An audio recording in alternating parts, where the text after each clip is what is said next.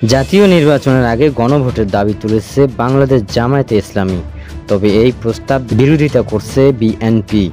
রাজধানী হোটেল ইন্টারকন্টিনেন্টালে এক সংলাপে অংশ নিয়ে জামায়াতের সহকারী secretary general HM. Hamidur Rahman Azad বলেন, গণভোট নিয়ে আলোচনায় বসতে তারা প্রস্তুত, কিন্তু বিএনপি এতে আগ্রহ দেখাচ্ছে না।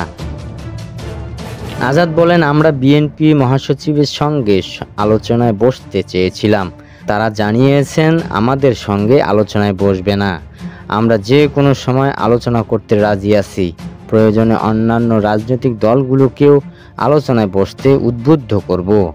তিনি আরও বলেন, জুলাই সনদ স্বাক্ষরিত হয়েছে, কিন্তু কিভাবে তা বাস্তবায়িত হবে সেটি এখনও নির্ধারিত হয়নি। জাতীয় ঐক্যমত্য কমিশন যখন সরকারের কাছে সুপারিশ দেয়, তখন সেখানে বিরোধিতা তৈরি হয়। গণতান্ত্রিক প্রক্রিয়ায় সংলাপ ও জনমত প্রকাশ দুটোকেই গুরুত্বপূর্ণ উল্লেখ করে তিনি বলেন, ডেমোক্রেটিক আলোচনা এবং রাজপথে ভয়েস রেইজ করা এই দুটোই চলে।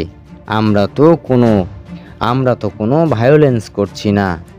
জাতীয় নির্বাচনের দিন গণভোট আয়োজনের প্রস্তাব বিরোধিতা জানিয়ে আজাদ বলেন, জাতীয় নির্বাচনে মানুষের ফোকাস থাকে দল ও প্রার্থীকে ঘিরে।